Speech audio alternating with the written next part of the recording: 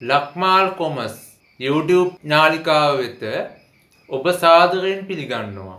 හැමදාම කියනවා වගේ මේ channel එකෙන් වෙන්නේ 10-11 ශ්‍රේණිවල ව්‍යාපාර හා ගිණුම් කරන අධ්‍යයනය විෂය හදාරන නංගිල මල්ලියට අවශ්‍ය තියරි කොටස්, පෙළපොත් ක්‍රියාකාරකම් සහ පසුගිය විභාග ප්‍රශ්න පත්‍ර සාකච්ඡා කරන එක තමයි වෙන්නේ.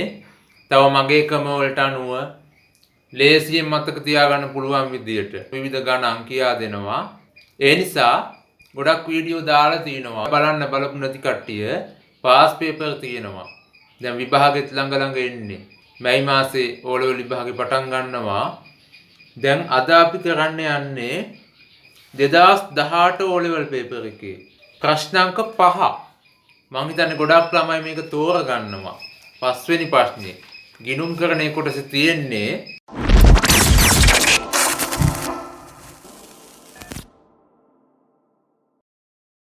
උඩින් ලියන්න අලුත් පිටුවක් කරන් 2018 O level ප්‍රශ්න අංක 5 රෝමි ලක්කම් එකේ අයන්න. ඔයාලා දන්නව පේපර් එක හැදෙන විදිය. නිශ්චිත විෂය කරුණක් අහලා ලකුණු දෙකක් දෙනවා අයනු කියලා. රෝමි ලක්කම් දෙකෙනුත් ලකුණු 2යි. පොඩි කොටසක් රෝමි ලක්කම් 3ට ලකුණු 4ක් දෙනවා. ආයි රෝමි ලක්කම් 4ට ලකුණු 4ක් දෙනවා. එතකොට ලකුණු 4යි 4යි 2යි 2යි අන්න 8යි 9යි 10යි 12යි ඔන්න ලකුණු 12 දෙන්න ඔහොම පස්වෙනි ප්‍රශ්නෙට. 6 වෙනි ප්‍රශ්නෙටත් ඔහොමයි. මේ 5 6 වෙනි ප්‍රශ්නෙටත් ලකුණු 12යි. 7 වෙනි ප්‍රශ්නෙටත් 12යි. 7 වෙනි ප්‍රශ්නේ කියන්නේ මූල්‍ය ප්‍රකාශන. ඔයාලට මේ ප්‍රශ්න තුනෙන් ඕනම දෙයකට ලියන්න පුළුවන්. එතකොට ගිණුම් කරන්නේ කොටසෙන් ලකුණු 12යි 12යි 24ක් හම්බෙනවා.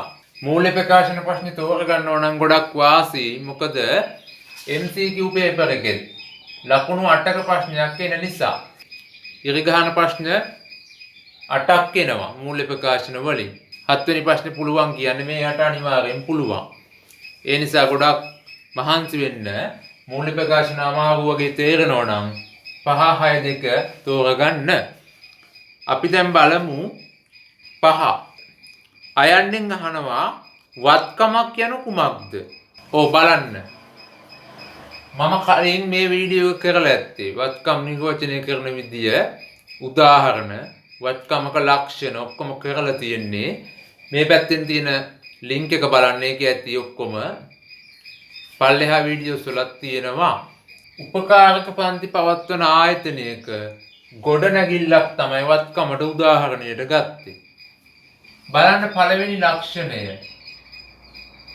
අතීත සිදුවීමක ප්‍රතිඵලයක් ලෙස පැන නැගීම. මම දැන් මෙතන ලොකුවට විස්තර කරන්නේ නැහැ. අර මං කිව්ව වීඩියෝ එක බලන්න ගිහිල්ලා පල්ලෙහා තියෙනවා වත්කම්, වගකීම්, හිමිකම්, ආදායම්, වියදම් පද 5ම විස්තර කරලා ඇති. ගොඩාක් සරලව බලන්න ඒක ගිහින්.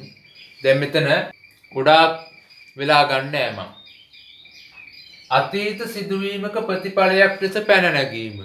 ඒ කියන්නේ මේ ව්‍යාපාරයේ ටියුෂන් කරන ආයතනය අතීතයේදී ගොඩනැගිල්ලක් මිලදී ගන්නවා. ඒ උදාහරණය මම මතකෙන්න කිව්වේ. දෙවැනි එක වර්තමානයේදී ව්‍යාපාරය විසින් පාලනය කිරීම. ඒ කියන්නේ ටියුෂන් කරන ආයතනයේ මේ ගොඩනැගිල්ලේ නඩත්තු කටයුතු කරනවා, ගොඩනැගිල්ලේ ටියුෂන් පවත්වනවා. අන්න ඒ වගේ උදාහරණයට කිව්වේ වර්තමානයේදී ව්‍යාපාරය විසින් පාලනය කරනවා. තුන්වෙනි එක අනාගත ආර්ථික ප්‍රතිලාභ ජනිත කිරීම. ඔන්න ඒ කියන්නේ ටියුෂන් කරලා අනාගතයේදී සල්ලි හොයාගන්න පුළුවන්. අන්න ආර්ථික ප්‍රතිලාභ කියන්නේ ඒක.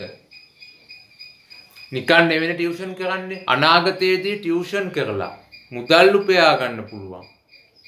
අනාගත ආර්ථික ප්‍රතිලාභ ජනිත කරනවා මේ ගොඩනැගිල්ල.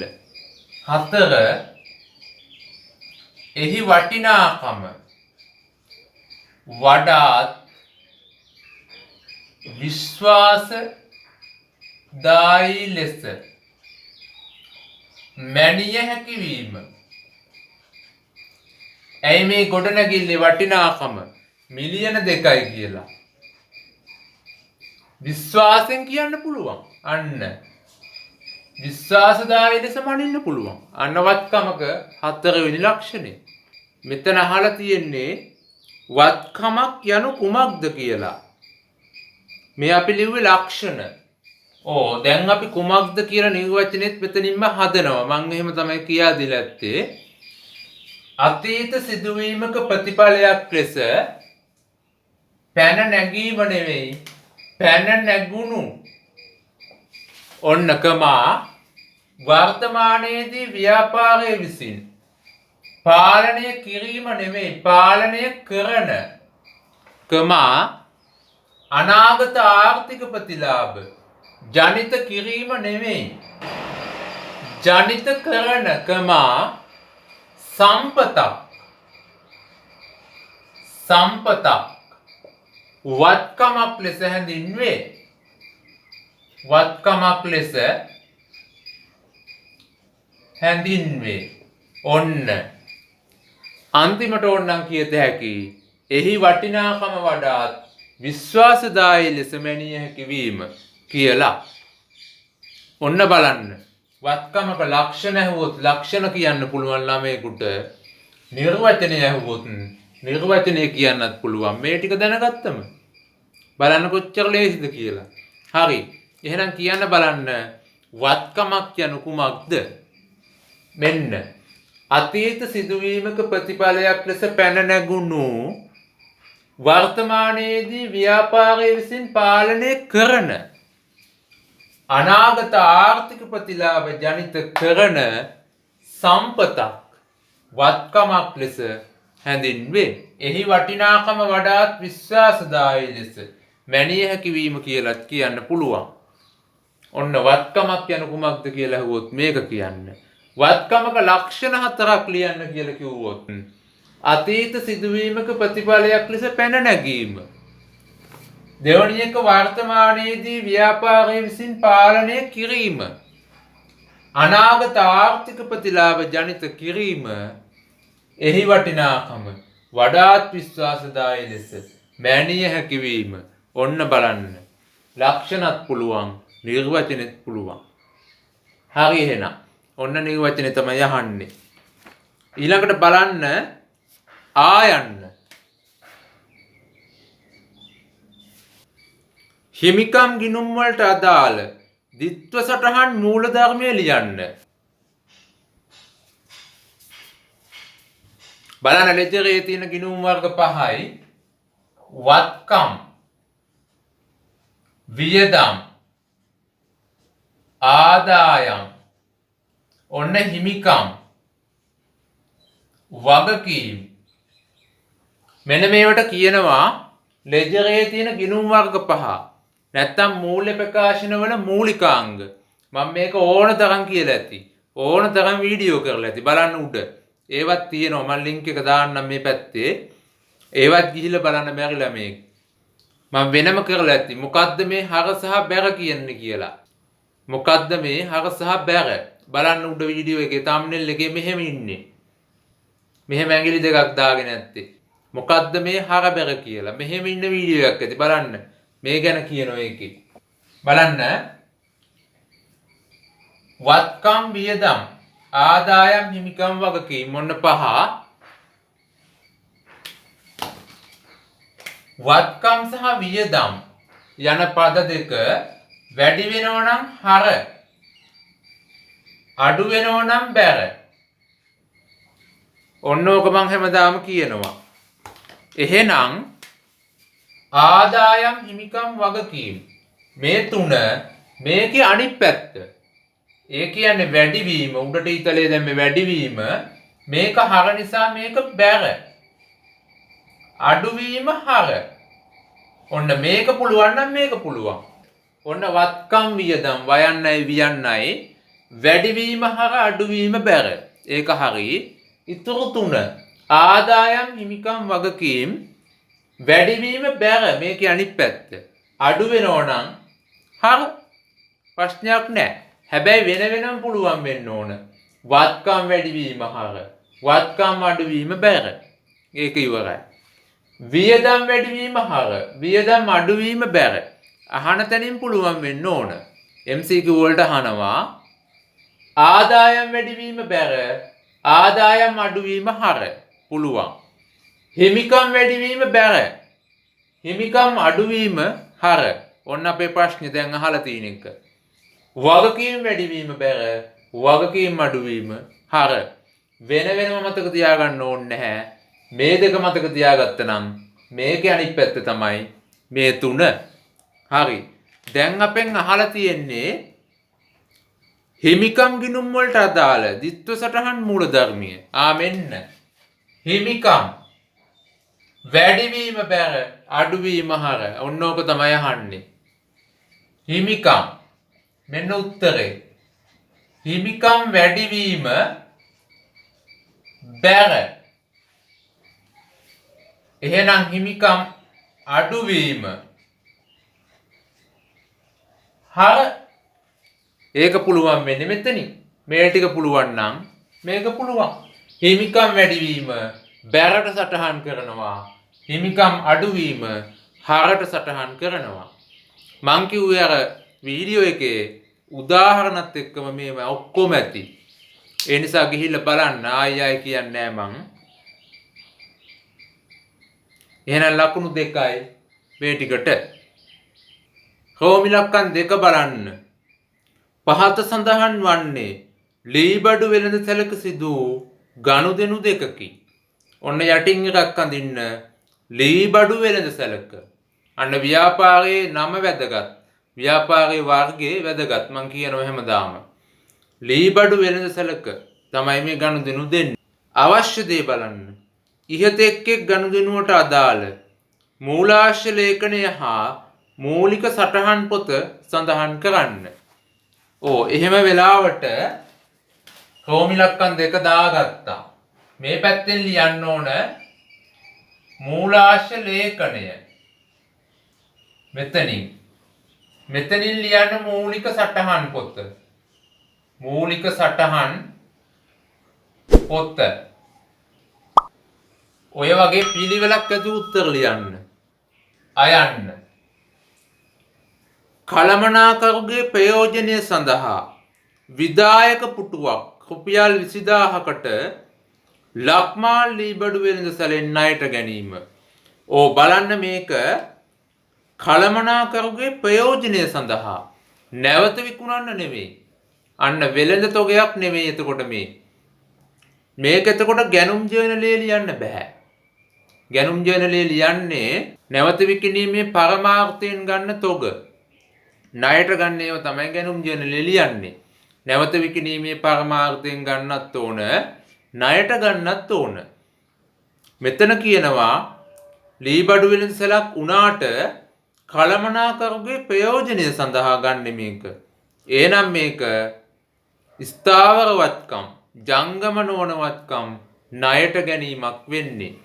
මේක ලියන්නේ අපි පොදු ජර්නලයේ. පොදු ජර්නලය තමයි මූලික සටහන් පොත. මූලාශ්‍ර ලේඛනය වෙන්නේ ජර්නල් වවුචරය. මම මෙතනින් ලියනවා ජර්නල් සටහන. ජර්නල් සටහන. විභාගයට ඉල්ලන්න නැතුණාට මම ලියනවා. බලන්න අයන්න. විදායක පුටු ගිණුම හර. විදායක පුටු හර රුපියල් 20000යි. බැර වෙන්නේ ණය හිමි. ලක්මාල් ලීබඩු බැර ලීබඩු වෙළඳ සැල් ගිණුම. වෙළඳ සැල් බැර රුපියල් 20000යි. ස්ථාවර වත්කම් ණයට ගන්නවා. විදායක පුටු කියන්නේ වත්කමක්. වත්කම් වැඩිවීම හර. විදායක පුටු හර කරේ ඒකයි. ණය හිමි ලක්මාල් බැර කියන්නේ වගකීම් වැඩිවීම. වගකීම් වැඩිවීම බැර නිසා. ඔන්න හේතුවත් ලිව්වා මං අමතරව. ඊළඟ එක බලන්න ආයන්න රුපියල් 15000ක මේසයක් කසුන්ට ණයට විකිණීම. අන්න ලී බඩු විකුණන වෙළඳ සැලක් මේක. මේසයක් ණයට විකුණනවා. අන්න වෙළඳ තොගයක් ණයට විකුණනවා. එකක් වුණාට ප්‍රශ්නයක් නැහැ. කොහොම හරි වෙළඳ තොගයක්නේ. ණයට විකුණනවා කියන්නේ විකුණුම් ජර්නලය තමයි ලියන්නේ. විකුණුම් ජර්නලය. මූලික සටහන් පොත වන්නේ විකුණුම් ජර්නලය. මූලාශ්‍ර ලේඛනය විකුණුම් ඉන්වොයිසිය. ඔයාලා ඒක දන්නවා. විකුණුම් ඉන්වොයිසිය මූලාශ්‍ර ලේඛනය මූලික සටහන් පොත වන්නේ විකුණුම් ජර්නලය. මම ජර්නල් සටහනක් ලියනවා අතිරේකව බලන්න. ණයට විකුණුම් වල ජර්නල් සටහන තමයි ණයගැති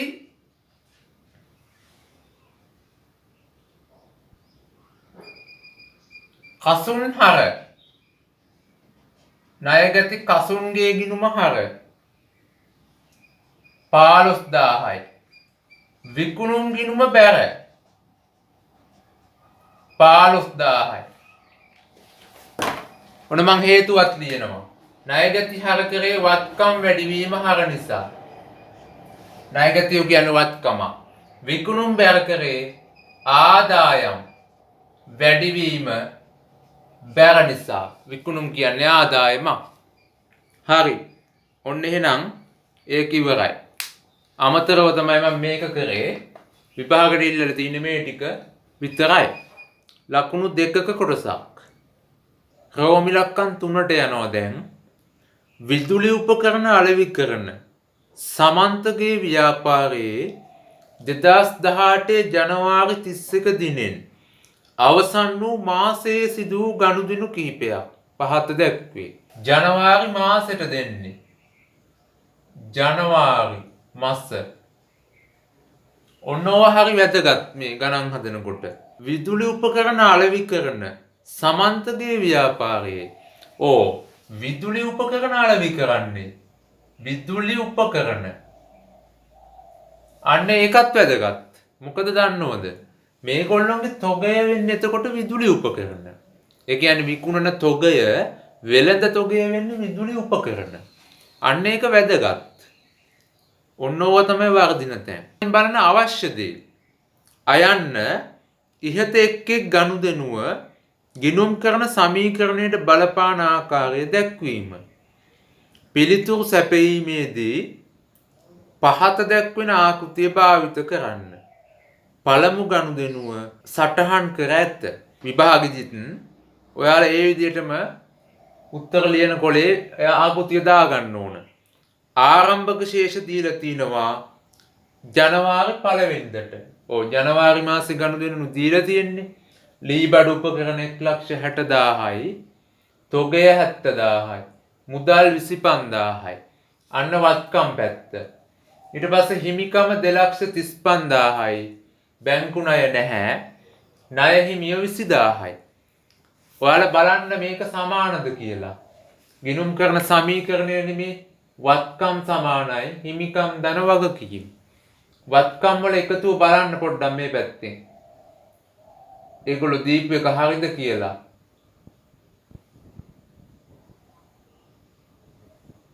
$2,55,000යි ඔන්න වත්කම්. හිමිකම 2,35,000යි. මේ තියෙන්නේ වගකීම 20,000යි. ඒ දෙක එකතුව 2,55,000යි නෝනේ. 2,55,000යි නෝ.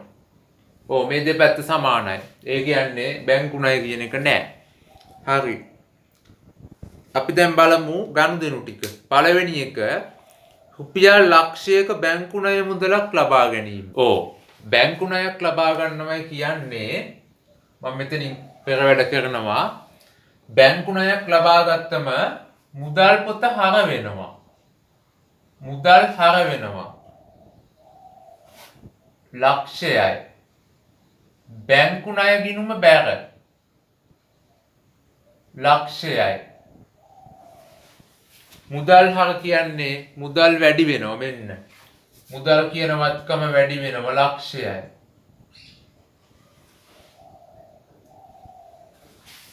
ලක්ෂයයි.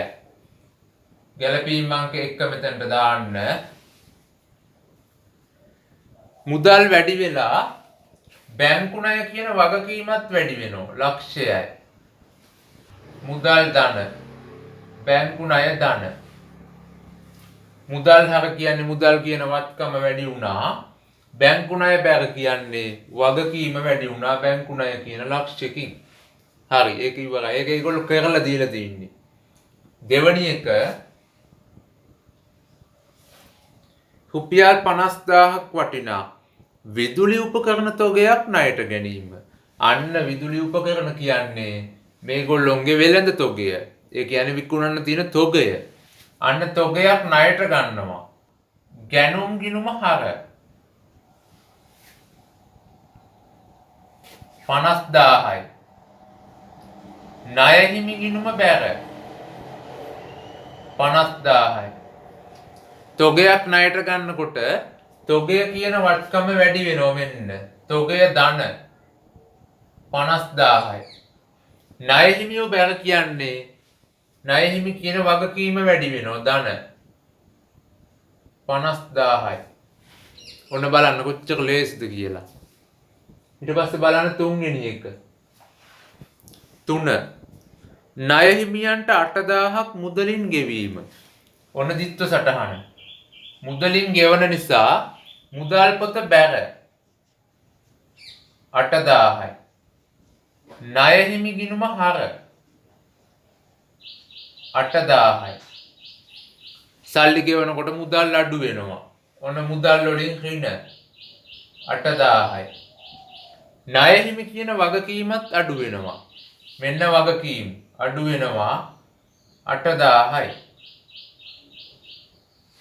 වගකීමුත් අඩු වුණා, වත්කමුත් අඩු වුණා මුදල්. ඊළඟට හතරවෙනි එක බලන්න.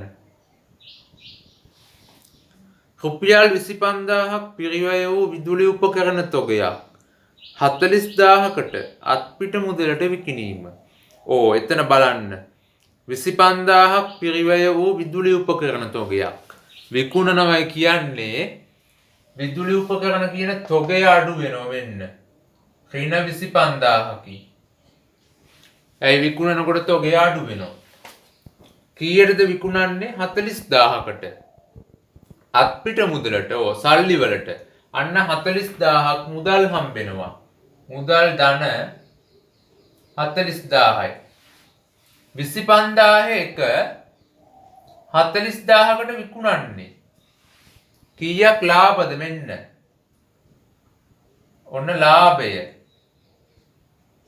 ලාභය 25 එක 40000කට විකුණුවම රුපියල් 15000ක් ලාභයි. අන්න ලාභයක් නම් හිමිකමට එකතු වෙනවා ධන 15000යි. ඔන්න බලන්න. ලාභයක් නිසා හිමිකමට එකතු වුණා 15000යි. මේ ඍණ 25යි ධන 40යි. ඒ කියන්නේ ධන 15000යි. හිමිකම් පැත්ත ධන 15000යි. දෙපැත්ත බැලන්ස්. ඔයාලටම බලා ගන්න පුළුවන්. ආයි බලන්න එක. රුපියල් 25000ක් පිරිවැය වූ විදුලි උපකරණ තොගයක් 40000කට අත්පිට මුදලට විකිණීම. 25000ක තොගය අඩු වෙනවා මෙන්න විකුණනකොට. ඍණ 40000ක් සල්ලි හම්බ වෙනවා මෙන්න. මුදල් වැඩි වෙනවා 40000ක්. 25000ක 40000ට විකුණන නිසා 15000ක් ලාභයි. ලාභය හිමිකමට එකතු වෙනවා. ඊළඟට පස්වෙනි එක බලන්න. සමන්ත පෞද්ගලික ප්‍රයෝජනය සඳහා. සමන්ත කියන්නේ මේ ව්‍යාපාරයේ අයිතිකරු. රුපියල් 5000ක් ව්‍යාපාරයේ මුදලින් ගැනීම. අයිතිකාරය ව්‍යාපාරයේ තියෙන දේවල් ගත්ත කියන්නේ අන්න ගැනිලි. ගැනිලි.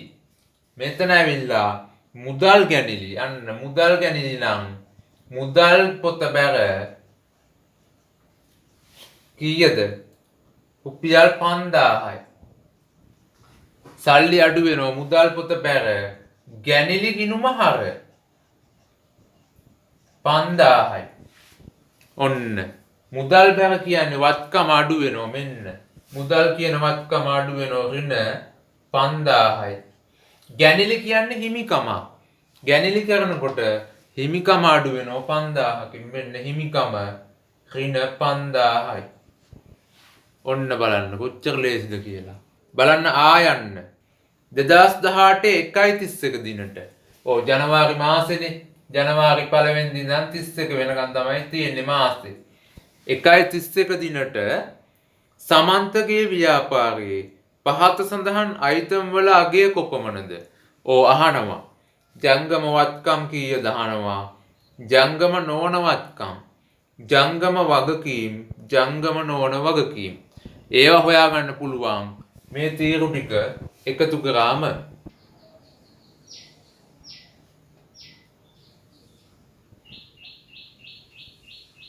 බලමු. ලීබඩු උපකරණ 1,60,000යි. ඒක විතරයිනේ තියෙන්නේ. තොගය බලන්න ධන 70,000යි 50,000යි. 1,20,000යි 1,20,000 25,000ක් අඩු කරන්න 95,000යි. මුදල් බලන්න 25,000යි ලක්ෂයයි 1,25යි 1,25ට 40,000ක් එකතු කරන්න 1,65යි. මෙතන ඍණ 8,000යි ඍණ 5,000යි කියන්නේ 13,000යි ඍණ 13,000ක් අඩු කරන්න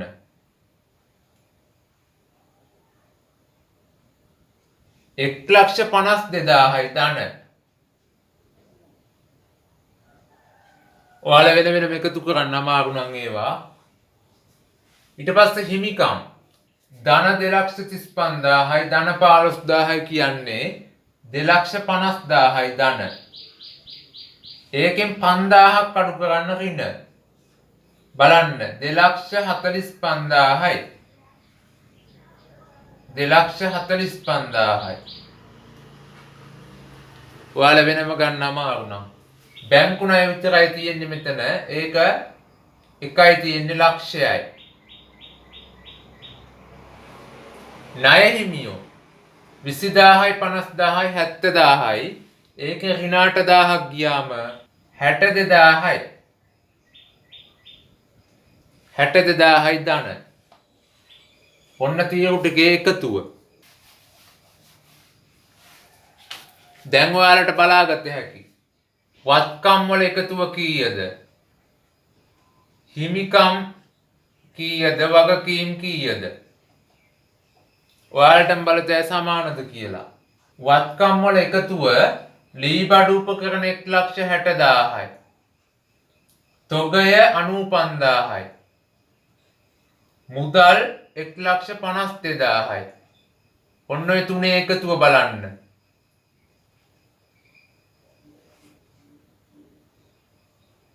රුපියල් 4,07,000යි. ඒ වත්කම්. හිමිකම් වලට තියෙනවා 2,45,000ක්.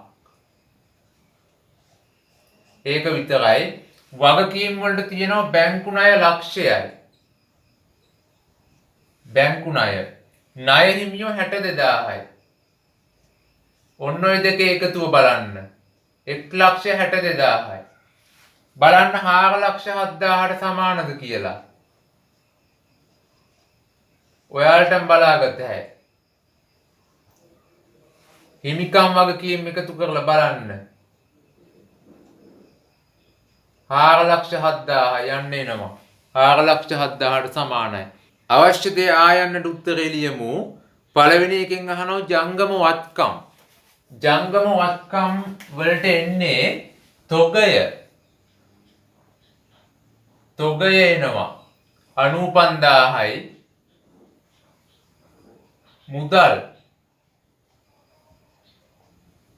1,52,000යි.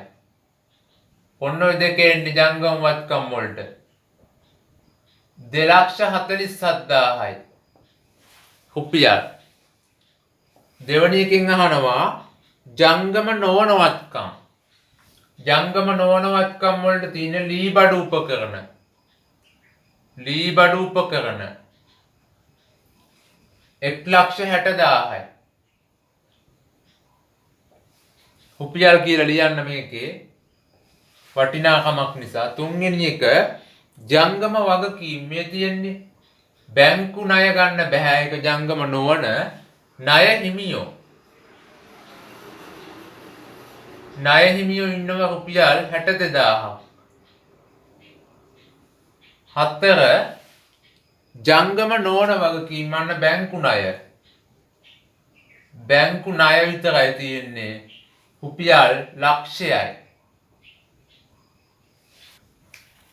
ඉවරයි එහෙනම් ඒක. ලකුණු 4ක ප්‍රශ්නයක් ගොඩක් ලේසි.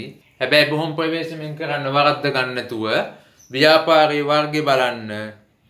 විදුලි උපකරණ අලෙවි කරන නිසා ඒගොල්ලොන්ගේ තොගය වෙන්නේ විදුලි උපකරණ.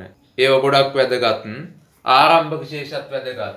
ඒගොල්ලෝ වෙනම දීලා නම් ඒව දාගන්න ඕන ඔයාලා. දැන් මේකේ නම් දාලම දීලා තියෙන්නේ. රෝමි ලක්කම් 4 බලන්න.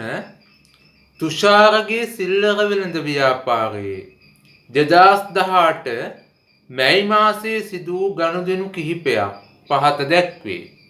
අවශ්‍ය දේ අයන්න 2018 මැයි මාසය සඳහා තුෂාරගේ ව්‍යාපාරයේ ගැනුම් ජර්නලය ආයන්න 2018 5:31 දිනට ගැනුම් ජර්නලයේ තොරතුරු ලෙජර් ගිණුම් වලට පිටපත් කිරීම ලකුණු 4ක ගානක්.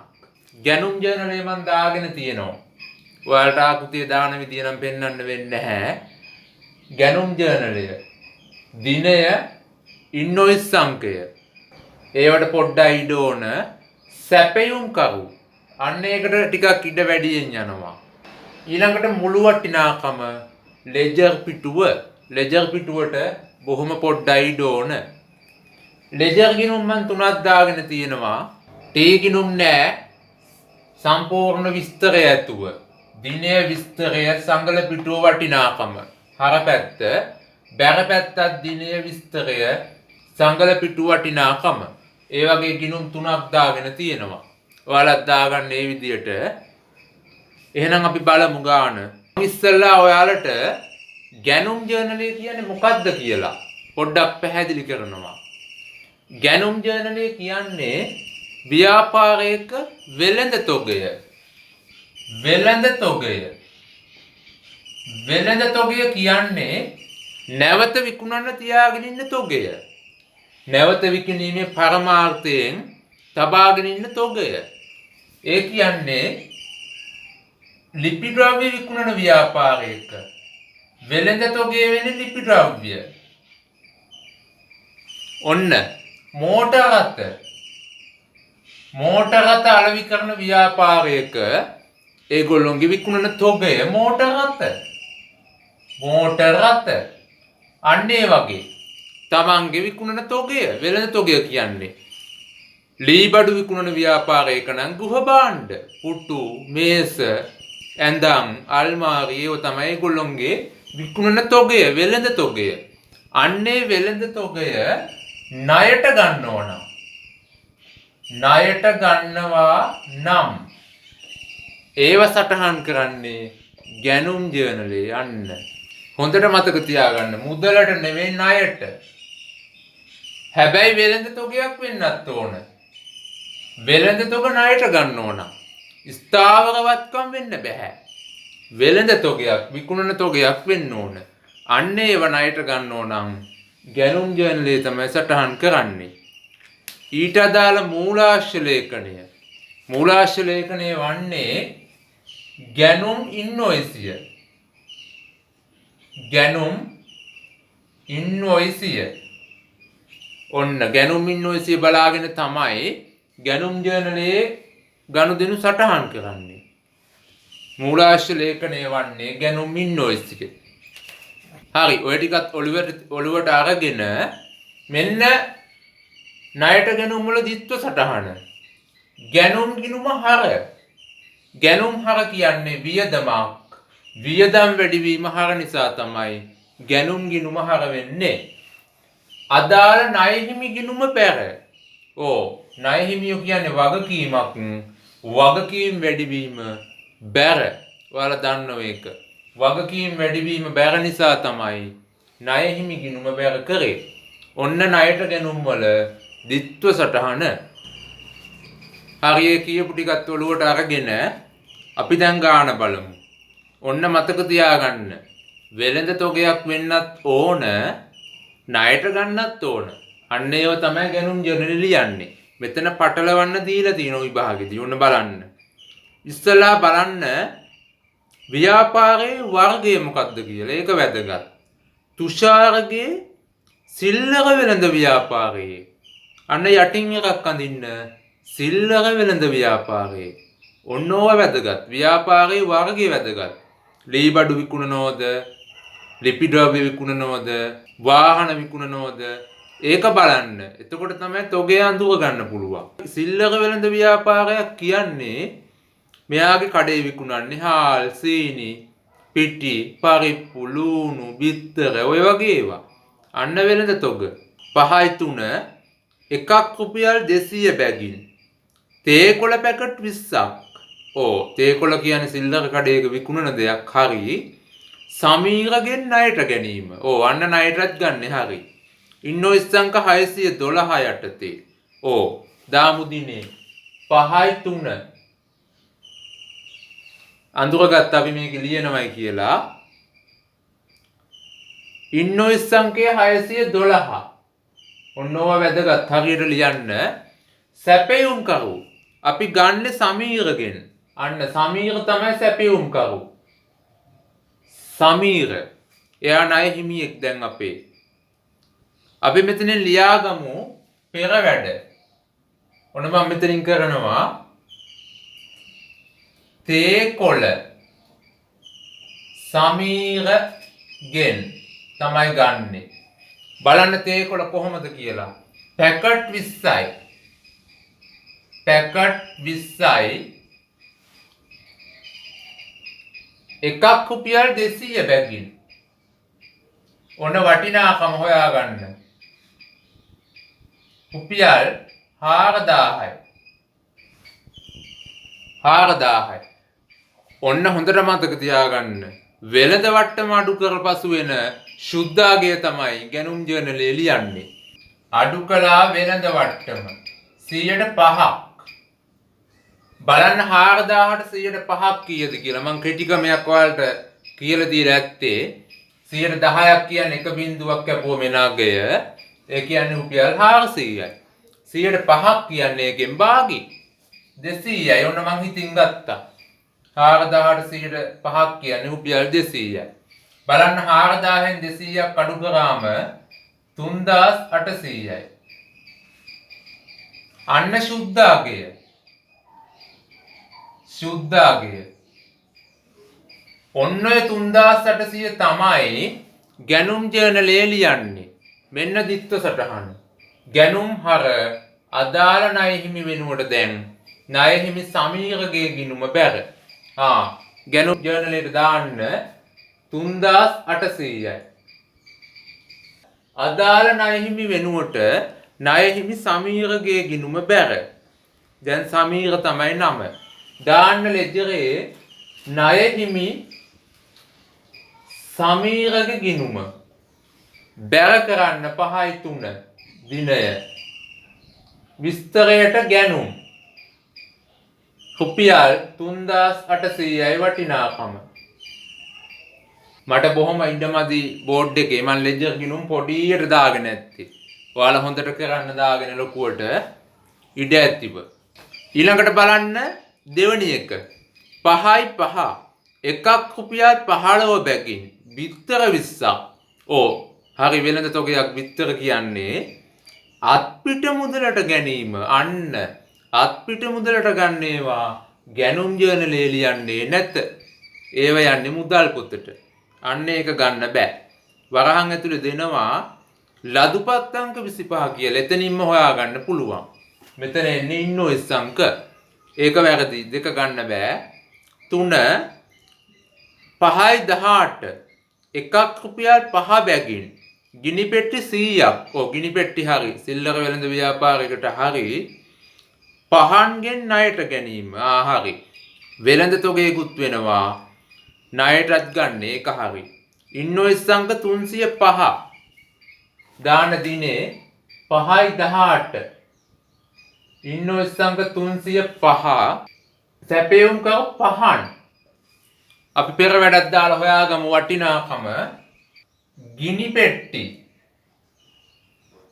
පහන් ගෙන් ගන්නේ බලන්න එකක් රුපියල් 5 බැගින් ගිනි පෙට්ටි 100යි ඒකක 100යි එකක් 5 බැගින් බලන්න වටිනාකම රුපියල් 500යි වට්ටමක් නැහැ සුද්ධ වටිනාකම ඔන්න 500යි ඔන්න ඕක තමයි ගැනුම් ජර්නලයට යන්නේ දාන්න වටිනාකම 500යි ඔන්න දිත්ත සටහන ණය හිමි ගිණුම බැර ගැනුම් හර ණය හිමි මෙතන පහන් ණය හිමි පහන්ගේ ගිණුම මම මෙතනින් දානවා ණය හිමි පහන් බැර කරන්න 5යි 18 දිනය විස්තරය ගැනුම් කියලා රුපියල් 500යි මේවා වගකීම් ගිණුම් ණය හිමි නිසා වගකීම් ගිණුම් දැනුම සඳහා මම ලියන්නේ වගකීම් ගිණුම් තමයි මේ සමීර පහන් කියන්නේ ඊළඟට 4 වෙනි එක බලන්න 5යි 23 ටෙක්නෝ වෙලෙන්දෝ වෙතින් රුපියල් 25000ක් වටිනා පරිගණක මේසයක් ණයට ගැනීම. ඕ ණයට නම් හරි. නමුත් වෙළඳ තොගයක් නෙවෙයි පරිගණක මේසයක්. අන්න සිල්ලර වෙළඳ ව්‍යාපාරයක මං කිව්වේ හාල් සීනි පිටි පරිප්පු ලුණු තමයි සිල්ලර බඩු වෙන්නේ වෙළඳ තොගය. පරිගණක මේසයක් කියන්නේ මේගොල්ලොන්ගේ ස්ථාවරවත්කමක්. මේසයක් කියන්නේ පරිගණකයක් මේසයක් ස්ථාවරවත්කමක්. අන්න ස්ථාවරවත්කම් ණයට ගැනීම ලියන්නේ පොදු ජර්නලේ. ඒක ගන්න බෑ. ඒක වැරදි. වරද්දන්න දීලා තියෙන්නේ. ඔන්න එහෙනම් දෙවනි ගැලපීමයි හතරවෙනි ගැලපීමයි දෙකම දීලා තියෙන්නේ වරද්දන්න. ගැලපීම් දෙකයි එන්නේ මේ ගානට. හරි. දැන් බලමු අපි ගැනුම් ජර්නලය ගනුදෙනු සිදුවන දිනානුපිළිවෙලට. ගැනුම් ජර්නලයේ සටහන් කර එම අවස්ථාවේදීම අදාළ ණය හිමි පෞද්ගලික ගිණුම බැර කෙරේ මෙන්න සමීරට බැර කරා 3800ක් පහන්ට බැර කරා 500ක් ගනුදෙනු සිදුවන දිනානුපිළිවෙලට ගැනුම් ජර්නලයේ සටහන් කර එම අවස්ථාවේදීම අදාළ ණය හිමි පෞද්ගලික ගිණුම බැර කළේ ඔන්න බැර කරා මාසයක් වැනි නිශ්චිත කාලච්ඡේදයක් අවසානයේදී මාසයක් වැනි නිශ්චිත කාලච්ඡේදයක් අවසානයේදී ගැනුම් ජර්නලයේ එකතුව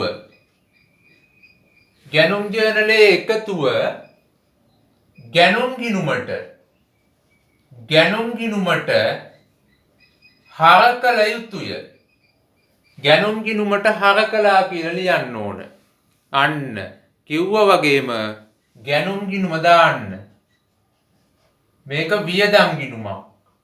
ඔන්න මම දැන්ම සඳහා වරහන් ඇතුළේ ලිව්වා දිනය 5:31 4300යි වටිනාකම. විස්තරයට විවිධ ණය හිමියෝ. ඒ ණය හිමියෝ වර්ග දෙන්නෙක් ඉන්නවා. පහන් ඉන්නවා, සමීර ඉන්නවා. අන්න එහෙමයි දිත්ත සටහන් සම්පූර්ණ වෙන්නේ. ඔන්න දැක්කනේ ගැනුම් ජර්නලය විකුණුම් ජර්නලය හදනකොට ප්‍රවේශම් වෙන්න ඕන. ඉස්සලා බලන්න වෙළඳ තොගයක්ද කියලා ව්‍යාපාරයේ නම බලන්න. ඒක වැදගත්. මෙතන දැන් ගනුදෙනු අංක 2 සහ 4 දෙවැනි එක අත්පිට මුදලට අරන් තියෙන එක ගන්න බෑ මේකට. හතරවෙනි එක ස්ථාවරවත්කමක් ජංගම නොවනවත්කමක් අරන් තින්නේ. ඒක මෙතනට ගන්නත් බෑ. ඔන්න වරද්දන්න දීලා තියෙන්නේ. පළවෙනි එකයි තුන්වෙනි එකයි විතරයි එන්නේ. හරි. ඔන්න ඕන්නම් ආයෙත් බලන්න. ගැනුම් ජර්නලයට සටහන් කරන්නේ අපි වෙළඳ තොගණයට ගැනුම්. ගැනුම් ගිණුම හර අදාළ ණය හිමි ගිණුම බැර. එහෙම තමයි යන්නේ. හැබැයි ගනුදෙනු සිදුවන දිනානුපිළිවෙලට ගැනුම් ජර්නලයේ සටහන් කර එම අවස්ථාවේදීම අදාළ ණය හිමි ගිණුම බැර කරන්න ඕන මෙන්න. සමීරට බැර කරා 3800ක්. හැබැයි ගැනුම් ගිණුමට එවෙලෙම දාන්නේ නැහැ. මාසයක් වැනි නිශ්චිත කාලච්ඡේදයක් අවසානයේදී ගැනුම් ජර්නලයේ එකතුව තමයි ගැනුම් ගිණුමට හර කරන්නේ මෙන්න 4300යි විවිධ ණය හිමියෝ කියලා. ඔන්න හොඳට මතක තියාගන්න. ඒ විදිහට තමයි යන්නේ. හරි. එහෙනම් ඒක ඉවරයි.